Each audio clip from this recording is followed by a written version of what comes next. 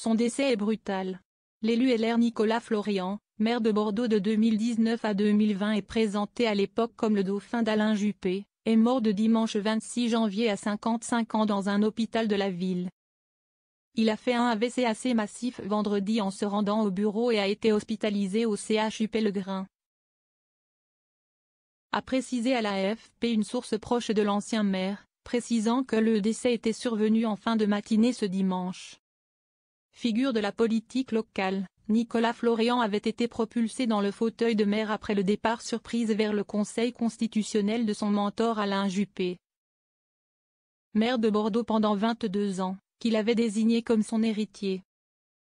Élu en mars 2019 par le conseil municipal, il brigue en 2020 les suffrages des Bordelais lors des municipales mais il est battu par l'écologiste Pierre Urmic.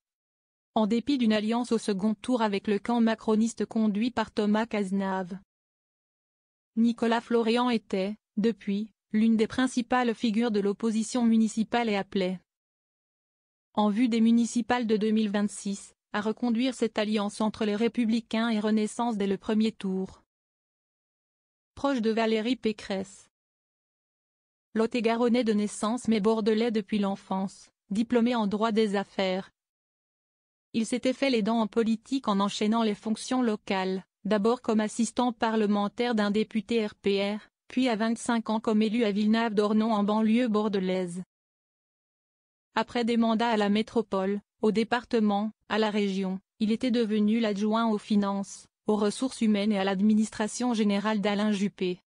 Lors du passage de témoin en 2019, il avait eu un peu plus d'un an pour tenter d'imposer sa marque face à ce qu'il qualifiait de snobisme local vouant Bordeaux aux grandes figures. De Jacques Chaban-Delmas, maire de 1947 à 1995, à Alain Juppé, 1995-2004 puis 2006-2019. Dans la foulée de l'annonce de la mort de Nicolas Florian, plusieurs élus de droite lui ont rendu hommage sur X. Comme le ministre de l'Intérieur Bruno Retailleau, l'ancien Premier ministre Michel Barnier ou Valérie Pécresse, l'une de ses proches. Nicolas Florian, jugé Macron compatible, revendiquait par ailleurs un statut d'homme de proximité et de maire du quotidien. Il avait accueilli sur sa liste en 2020 Guillaume Chaban-Delmas, petit-fils de l'ancien Premier ministre de Georges Pompidou.